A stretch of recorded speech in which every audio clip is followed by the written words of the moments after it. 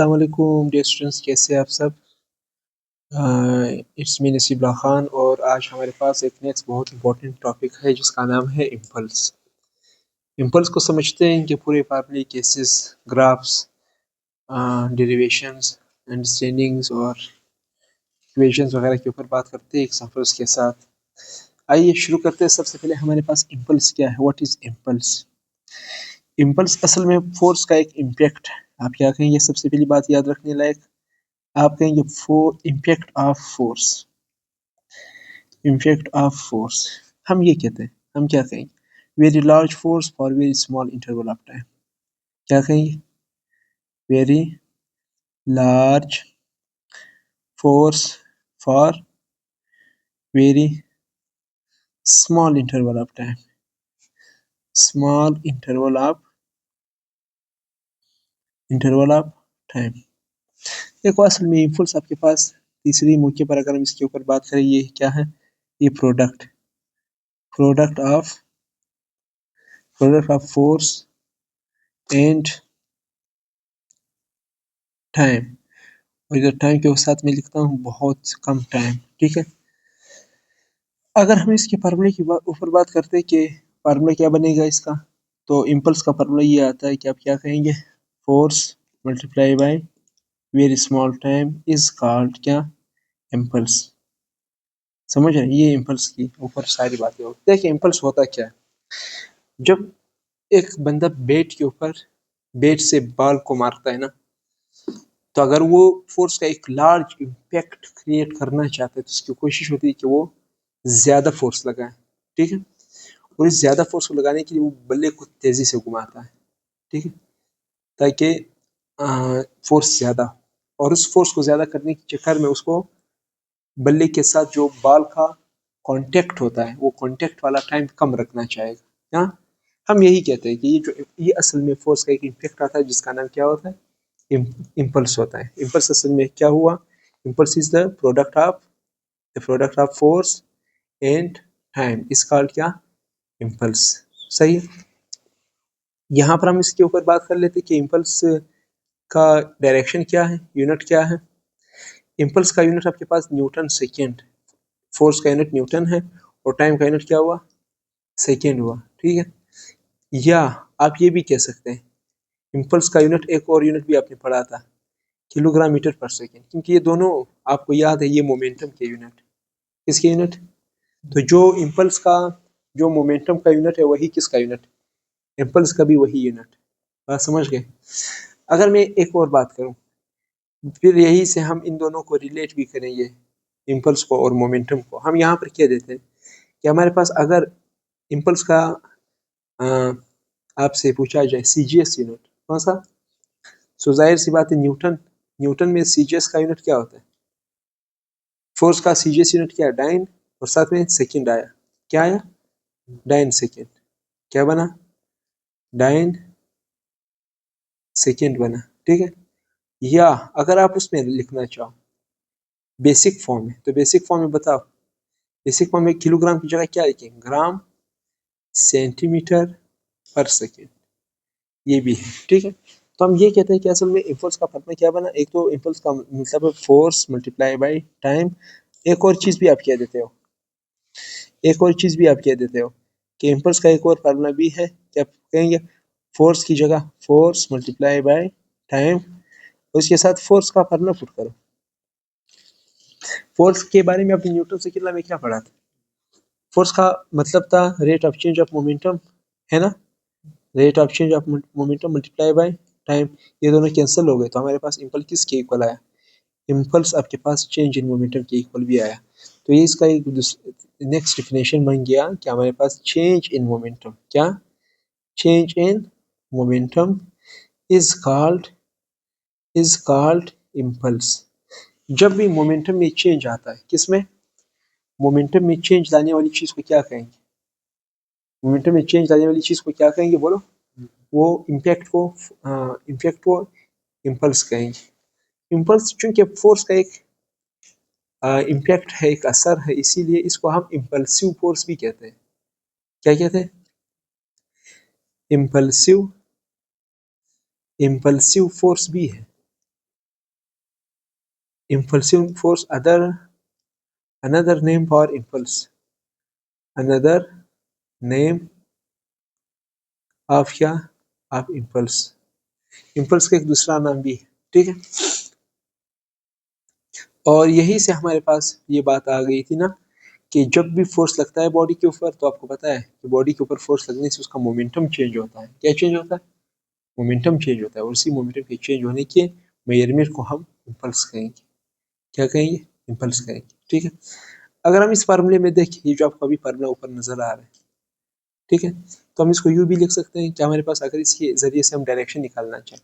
क्या basic formula क्या था? बेसिक फार्मूला इम्पल्स का क्या था? Impulse is equal to force multiply by time. और अगर आप फोर्स का फार्मूला पुट करो तो आप क्या कहेंगे? M A multiply by time.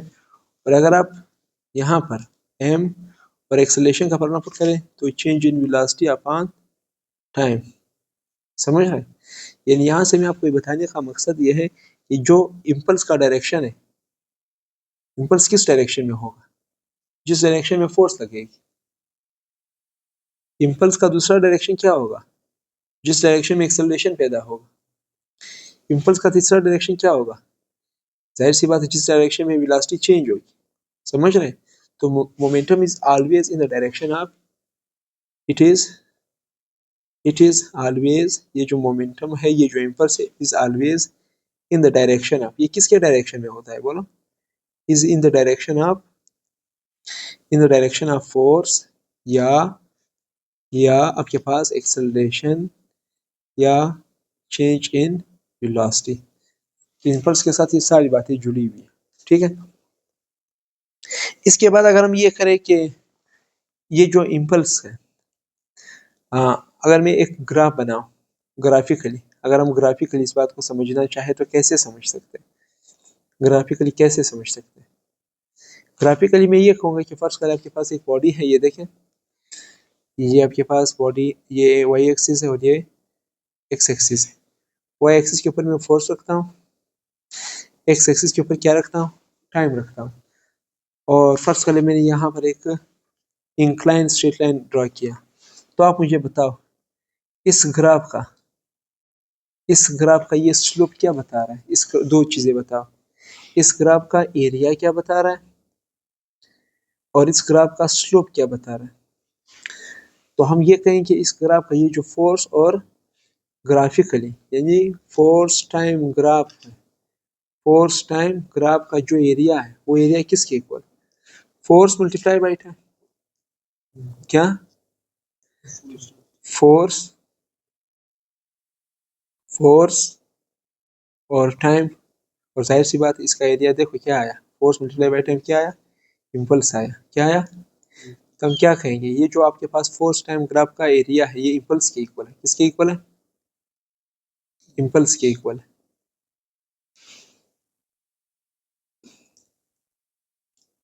सही है, ये आपके पास इम्पल्स के इक्वल है। और अगर हम इसके स्लोप की बात करें, यानी इसका आपको एरिया पता चल गया, कौन आया एरिया में? कौन आया आपके पास? एरिया में आपके पास आया इम्पल्स, या आप ये भी कह सकते हो चेंज इन मोमेंटम। ये दोनों सही, क्योंकि ये दोनों फोर्स मल्टीप्लाई बाय टाइम से हमें मिलता है प्रोडक्ट के तौर पर, कौन? इम्पल्स और चेंज इन मोमेंटम मिलता है, ठीक है। और अगर आप इसके स्लोप के ऊपर बात करें, फोर्स को टाइम के ऊपर डिवाइड करें, कौन सी चीज़ आती है? कुछ भी नहीं आता। नो फिजिकल क्वांटिटी, हमने ये पीछे भी बात की थी। नो फिजिकल क्वांटिटी, तो इसका मतलब है इसका स्लोप हमें किसी भी फिजिकल क्वांटिटी के ऊपर कोई इंफॉर्मेशन नहीं दे रहा। और जहाँ तक किसके ऊपर बात, एरिया के ऊपर बात, तो एरिया किसकी इंफॉर्मेशन दे रहा है?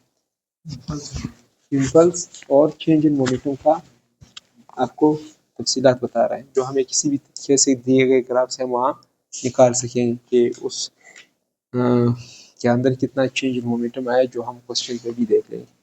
अगर मैं एक और ग्राफ आपके सामने ड्रा करूं, अगर मैं आपके सामने एक और ग्राफ ड्रा करूं, आप मुझे बताओ, फर्स्ट कर ले, ये जो एक ग्राफ,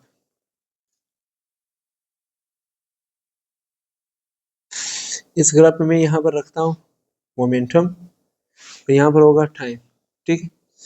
आप मुझे ये बताओ, इस ग्राफ का फिर वही दो बातें बताओ, एरिया और स्लोप क्या इंफॉर्मेशन दे रहा है।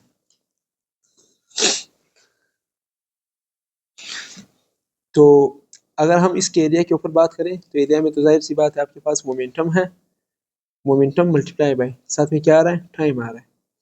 तो मोमेंटम मल्टीप्लाई बाय टाइम किसके equal, momentum multiply by time किसी भी फिजिकल क्वांटिटी के इक्वल नहीं है। अगर हम चेक भी करना चाहे, मैंने आपको एक ट्रिक बता दी थी कि अगर मोमेंटम मोमेंटम का यूनिट पुट करो, मोमेंटम का यूनिट क्या है, किलोग्राम मीटर पर सेकेंड, और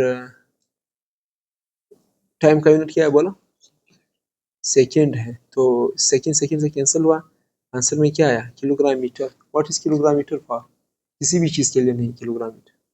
ठीक।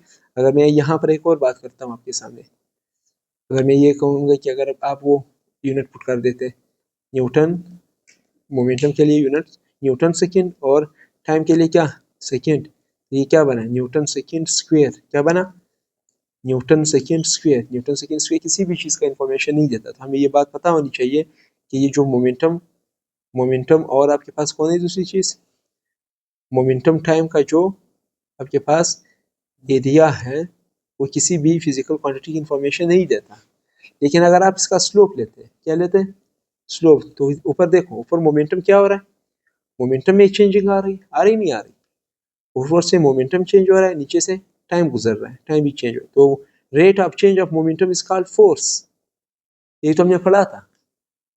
तो इसका मतलब ये हुआ मोमेंटम और टाइम के ग्राफ का जो स्लोप है वो हमें फोर्स की इंफॉर्मेशन दे रहा है। किसकी इंफॉर्मेशन, इसका मतलब वो जो सी स्लोप है वो हमें फोर्स की इंफॉर्मेशन दे रहा है, और एरिया से किसी भी चीज़ का पता नहीं चल रहा। मुझे उम्मीद है ये बात आपको समझ आ गई। ठीक है। अच्छा, अगर मैं आपके सामने दो ग्राफ इसी तरीके के ड्रा कर दूं, ये आप मुझे इस बात का जवाब दे दें, फर्ज कर लें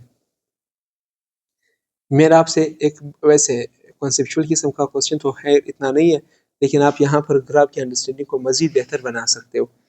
मेरा आपसे एक क्वेश्चन होगा, एक 3 ग्राफ्स मैंने आपके सामने लिख दिए, ये ग्राफ है मोमेंटम टाइम का, ये ग्राफ है मोमेंटम टाइम का, ये ग्राफ आपके पास है फोर्स फोर्स टाइम का। मैं यहाँ पर एक, ये मेरे पास एक ग्राफ है, और ये मेरे पास एक दूसरा ग्राफ है। अच्छा, इसको भी मोमेंटम टाइम कह देता हूँ, फिर उसके ऊपर बाद में जाए। और ये आपके पास क्या है, ये भी आपके पास एक ग्राफ है। मैं आपसे 3 क्वेश्चन करता हूँ और आपने हर एक ऑप्शन मुझे बता देना, इन तीनों ग्राफ्स में से, इन तीनों ग्राफ्स में से आ, कौन सी फोर्स सबसे ज्यादा है, और किधर फोर्स कम है, और कहाँ पर फोर्स कांस्टेंट है, और कहाँ पर फोर्स वेरिएबल है। कितने सवाल हो गए, 4। पहला सवाल क्या था, कहाँ पर फोर्स सबसे ज्यादा है, कहाँ पर फोर्स, जिनका स्लोप ज्यादा होगा, क्या बात, जिनका स्लोप, तो ये यहाँ पर फोर्स सबसे ज्यादा है, क्योंकि यहाँ देख ये स्लोप ज्यादा है इसीलिए फोर्स ज्यादा है, समझ रहे। दूसरा सवाल क्या था, इधर फोर्स ग्रेटर मैक्सिमम है, और यहाँ पर फोर्स भी कम है, सही है। अच्छा, यहाँ पर मैंने दूसरा सवाल ये, कहाँ पर फोर्स कम, फिर आप कहीं इस स्लोप के ग्राफ में जो है आपके पास वो फोर्स आपके पास मिनिमम, क्योंकि इसका स्लोप कम। आप मुझे बताओ, इस ग्राफ का स्लोप आपको क्या बता रहा है कि फोर्स मिनिमम मैक्सिमम को छोड़, ये बताओ कि फोर्स वेरिएबल है कि constant.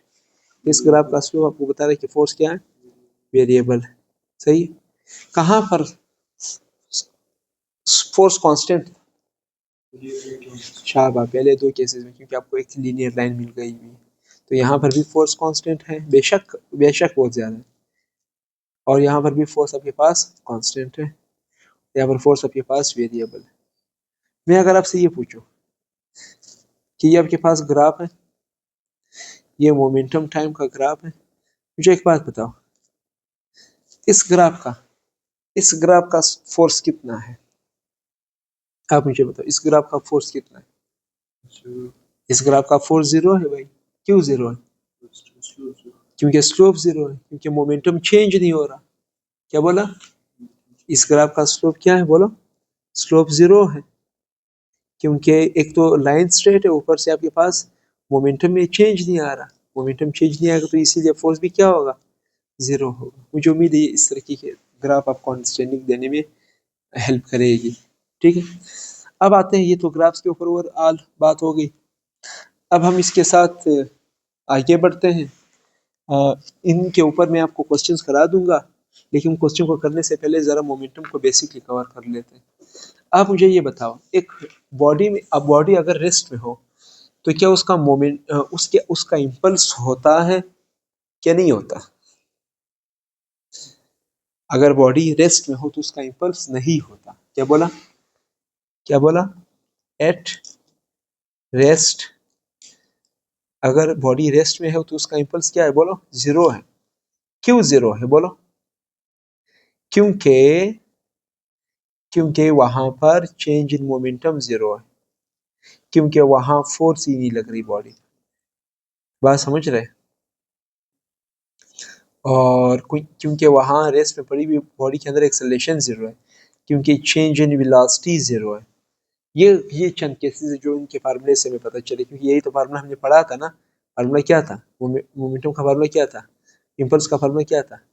Force multiply by time. Formula क्या था? फोर्स का मतलब क्या बना हुआ था? Rate of change of momentum. Force का फार्मूला क्या था? आप मुझे बताएं। फोर्स का फार्मूला एक और था, एम ए, और साथ में टाइम, और साथ में क्या आया था?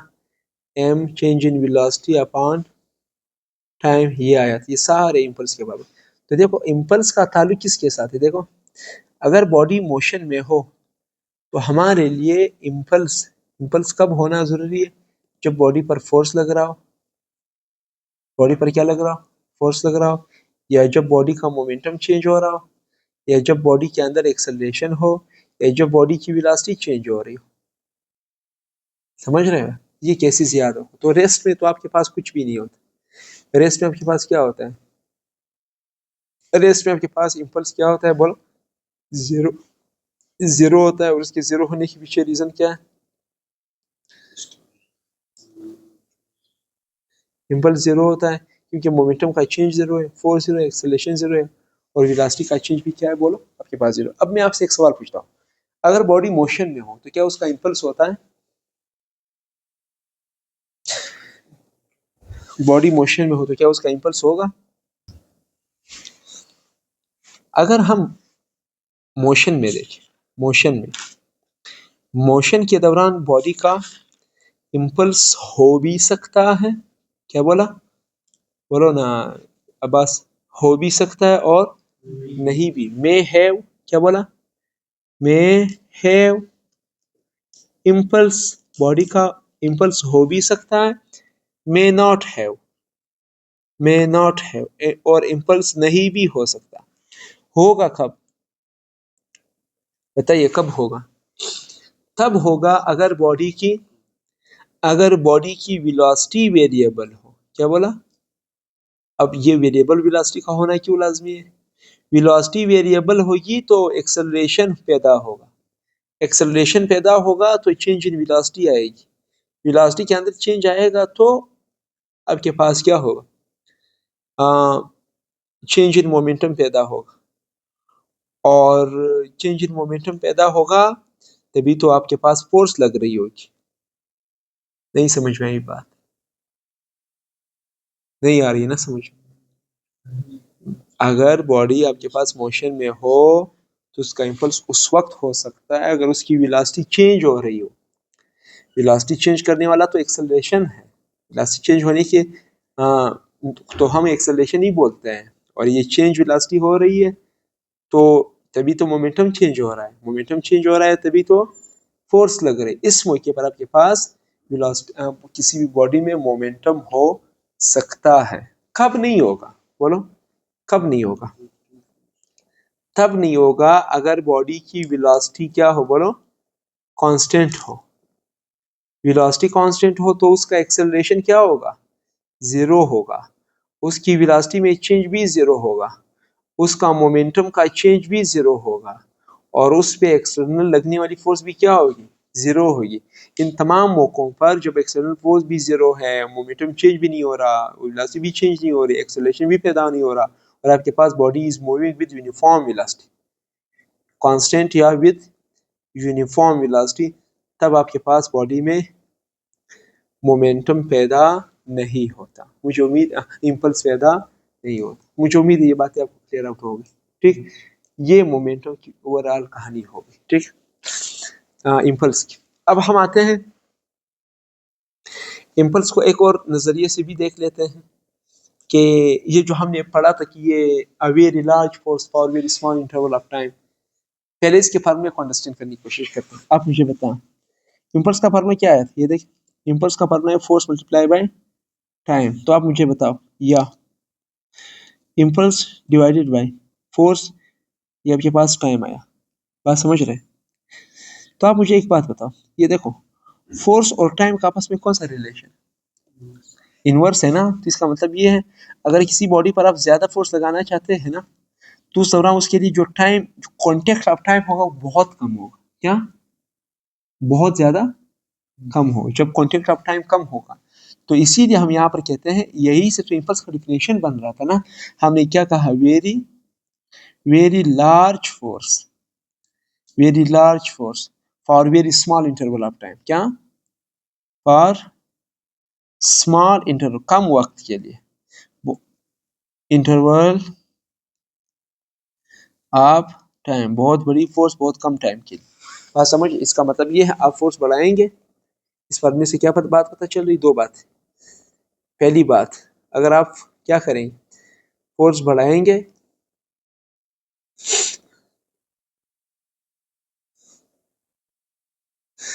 फोर्स बढ़ाएंगे तो टाइम क्या होगा? बोलो। टाइम कम लगेगा। अगर आप फोर्स कम लगाना चाहते हैं तो फिर टाइम का इम्पैक्ट क्या होगा? ज्यादा होगा। लेकिन इन दोनों मौकों पर कौन सी चीज कांस्टेंट रहेगी? बोलो। इन दोनों मौकों पर इम्पल्स क्या रहेगी? बोलो। कांस्टेंट। इम्पल्स क्या रहेगी? कांस्टेंट रहेगी। समझ रहे? और इसकी जब हम आमतौर पर एग्जांपल देते हैं तो हम यही कहते हैं कि जब हेलमेट, इसकी एग्जांपल अगर आप ले लेना, तो वो जो आपके बुक में भी इस बात को लिखा हुआ है कि जो अगर फील्डर है, वो जो क्रिकेट के मैच के दौरान फील्डिंग कर रहा होता है ना, वो अपने हाथों को पीछे क्यों खींच लेता है? क्योंकि वहां से जो बॉल आ रही होती है ना, तो वो बॉल जब उस फील्डर के हाथ में पड़ने वाली होती है तो वो उस बॉल के लिए टाइम बढ़ाना चाहता है। क्या? टाइम बढ़ाना चाहता है ताकि उसके लिए जो बॉल उसके हाथ के ऊपर क्या लगाने वाला होता है? फोर्स। वो फोर्स की मैग्नीट्यूड कम की जा सके। समझ रहे? तो क्या बढ़ाना चाहता है? बोलो। टाइम। क्या? टाइम बढ़ा देता है ताकि फोर्स का कम कर सके। इम्पल्स तो कांस्टेंट रहेगा, इसीलिए वो विथड्रॉज हैंड। क्या? विथड्रॉज हैंड। वो जो प्लेयर है वो आपके हाथों को पीछे खींच लेता है ताकि टाइम को बढ़ा करके फोर्स का इम्पैक्ट को कम किया जा सके, फोर्स को कम कर सके। इम्पैक्ट तो उसका इम्पल्स कहलाता है। उसके बाद दूसरा एग्जांपल है, जैसे हेलमेट को पहनाया जाता है। हेलमेट किसी भी एक्सीडेंट से बचने के लिए वो भी तो यही होता है ना, ताकि टाइम का इम्पैक्ट क्या हो सके, कोई भी चीज़ खुदा ना खास्ता किसी भी चीज़ के साथ टक्कर जब होने वाली होती है तो उसके लिए क्या होता है कि टाइम को बढ़ा दिया जाता है, उसके अंदर जो फोम लगा होता है। सही है, ताकि टाइम का इम्पैक्ट, जो फोर्स है, फोर्स का जो इम्पैक्ट है वो तो कांस्टेंट रहेगा, जो इम्पल्स हमने कहा था। लेकिन हम ये कहते हैं कि हमारे पास वहाँ पर भी टाइम बढ़ा दिया जाता है ताकि फोर्स को कम रखा जा सके। और इम्पल्स फिर से आपके पास ये किसके लिए? ये हेलमेट के लिए। ठीक है। हमारे अपनी खोपड़ी को, वैसे अगर स्किन जो है, स्किन स्किन हमारी खोपड़ी के ऊपर है, तो खुदा ना खास्ता अगर इस तरह खोपड़ी तोड़ने वाली होती है ना, तो ये स्किन अपने अंदर काफी सारे फोर्सेस को एब्जॉर्ब कर लेता है ना, इसीलिए तो टाइम बढ़ जाएगा और फोर्स क्या होगा? कम रहेगा। वरना खोपड़ी खोपड़ी तो कम फोर्स के साथ भी तोड़ी जा सकती है ना। समझ रहे हैं? तो हम क्या कहेंगे? तो वैसे आमतौर पर ये पंजाब बोर्ड की बुक में लिखा हुआ कि आपके पास अगर खोपड़ी को अगर 5 न्यूटन फोर्स बगैर स्किनी के, सिर्फ इसका जो स्कल है वो 5 न्यूटन फोर्स के साथ तय किया जा सकता है। लेकिन अगर आप के खोपड़ी के ऊपर ये बाल और स्किन वगैरह, तो ये फिर 50 न्यूटन। समझ रहे हैं? फोर्स फिर बढ़ाना पड़ेगा, ठीक है। इस तरीके से एक चौथा एग्जाम्पल भी है। अब देखा होगा अभी आजकल बर्फबारी हो रही थी ना, तो बर्फबारी के मौसम में फर्ज करें मेरे नज़रों से एक वीडियो गुजरी कि एक बच्चा है, वो यहाँ नीचे नीचे क्या पड़ा हुआ है, नीचे बर्फ पड़ा हुआ है, वो बच्चा ऊपर से कूद करके ना इस बर्फ में छलांग लगाता है 2 3 4 10 मंजिला बिल्डिंग से, लेकिन उसको कुछ नहीं होता। कुछ क्यों नहीं होता? क्योंकि वो बर्फ उसके लिए वो कांटेक्ट टाइम बढ़ा देता है। क्या? जो फोर्स होगी वो फिर क्या हो जाएगी? कम हो जाएगी। क्या हो जाएगी? इसीलिए टाइम बढ़ा देने से फोर्स क्या हो जाती है? कम है। इसीलिए फिर उसका इम्पेक्ट इतना नहीं पड़ता, ठीक है। अच्छा, लेकिन आमतौर पर अगर कंक्रीट हो, कोई मतलब फ्लोर हो, फर्श के ऊपर अगर कोई बॉडी इसी तरीके से कोई इतने मंजिला बिल्डिंग से गिरता है, तो उसके लिए तो फिर अ, चोट ज़्यादा है। ये वो चोट ज़्यादा आने की रीज़न ये है कि उसके लिए फिर टाइम वहाँ एब्जॉर्बर नहीं है ना, तो इसीलिए टाइम फिर कम होता है, इसीलिए उसके लिए फोर्स क्या हो जाती है? बढ़ जाती है, ठीक। ये सारे रीजंस किसके लिए हैं? ये इम्पल्स की वजह से ही हम इसको स्टडी आउट कर लेते हैं। मुझे उम्मीद है आपको ये बातें क्लियर होगी, ठीक। अब हम नेक्स्ट आते हैं। इस क्वेश्चन में हमें क्या नजर आ रहा है? क्या कह रहे हैं? Which graph best shows the variation of momentum with time of a body accelerated by constant force? एक बॉडी है जिस पर कांस्टेंट फोर्स लगी है, उसके अंदर एक्सेलरेशन पैदा हुई। क्या पैदा हुई? एक्सेलरेशन पैदा हुई। और एक्सेलरेशन के पैदा होने से जाहिर सी बात है मोमेंटम चेंज हुआ। तो कह रहा है वो कौन सा ग्राफ है जो इस पार्ट को बेस्टली शो कर रहा है, कांस्टेंट फोर्स की वजह से पैदा होने वाली एक्सेलरेशन। अच्छा, आप मुझे ये बताओ, पहली ग्राफ क्या पहली ग्राफ है वो? इसमें आप देखो, यहाँ पर मोमेंटम और क्या आ रहा है बोलो? टाइम। तो rate of change of momentum है ना, तो हम इसका स्लोप देखते हैं। स्लोप इसका फोर्स बनता है ना, तो हमें पहले हिंट दिया गया था कि कांस्टेंट फोर्स।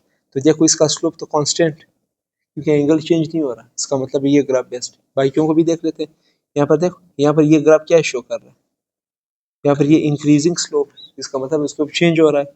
ये कौन सा स्लोप? Decreasing slope. स्लोप मतलब फोर्स फोर्स फिर से वेरिएबल है आपके पास, ठीक है। और ये ग्राफ क्या शो कर रहा है कि फोर्स आपके पास क्या था? स्लोप जीरो है तो फोर्स भी जीरो। तो इसके लिए ये ग्राफ बेस्टली शो कर रहा है कि इस ग्राफ के जरिए से हमें पता चल रहा है कि फोर्स क्या है? कांस्टेंट। तो इसका ऑप्शन नंबर ए सही, ठीक। इस क्वेश्चन को देख लें। इस क्वेश्चन को क्या लिखा हुआ है? A body of mass 3 kilogram is acted upon by a force which varies. एक बॉडी है जिसका मास कितना है? 3 किलोग्राम है। मास का यहाँ पर ग्राफ में जिक्र नहीं है। The momentum in 6 second is given by। अगर उस बॉडी को इनिशियल, देखो हिंट दिया है, अगर उस बॉडी का इनिशियल मोमेंटम क्या था? 0 था, तो उस बॉडी ने 6 सेकंड में कितना मोमेंटम गेन किया? उस बॉडी ने 6 सेकंड में कितना, यानी अगर इनिशियल मोमेंटम 0 है तो हमें कौन सी मोमेंटम निकालनी है? फाइनल निकालनी है ना। तो हम यहाँ पर इसी के जरिए से मोमेंटम का फार्मूला लगा देते हैं। क्या क्या कहेंगे बोलो? हम ये कहेंगे कि हमारे पास मोमेंटम किसके इक्वल है? फोर्स किसके इक्वल है? Rate of change of momentum upon time. आप मुझे बताओ, F equal to change in momentum किसके इक्वल है? Final minus initial momentum divided by time. Initial momentum पहले से कितना था बोलो? 0 था। तो इनिशियल मोमेंटम 0 है तो force is equal to P F divided by time. ये वहां पर चला जाएगा तो आपके पास फाइनल मोमेंटम होगा फोर्स मल्टीप्लाई बाई टाइम। आप मुझे बताओ, इस ग्राफ के अंदर 6 सेकंड के लिए, कितने सेकंड के लिए? 6 सेकंड पर, ये देखो ये 6 सेकंड, इस पर कितनी फोर्स लग रही है? देखो कितनी फोर्स है बोलो?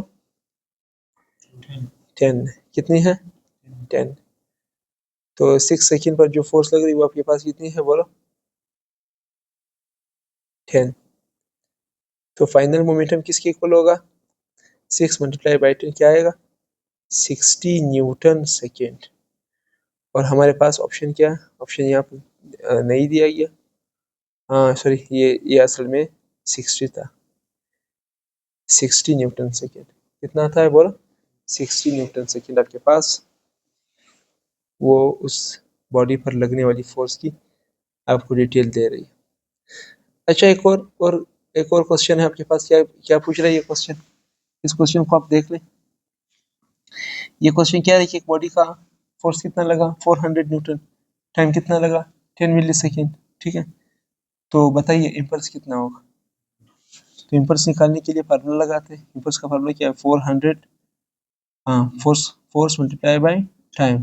फोर्स कितना है बोलो, 400 न्यूटन, टाइम कितना है 10 मिली सेकेंड। मिली का मतलब क्या है 10 - 3, तो मैं क्या कहूँगा 400 multiply by time multiply by 10 divided by ये 10 -3 नीचे आएगा तो क्या हो जाएगा +3 हो जाएगा। तो 400 multiply by 10 divided by 10 power 3 1 2 3 0 आ गए, सही है। तो 1 2 3 1 2 3 0 के साथ कैंसिल हो गया। मोमेंटम किसके इक्वल होगा बोलो, 4 न्यूटन सेकेंड होगा। समझ गए, ये आपके पास इम्पल्स पैदा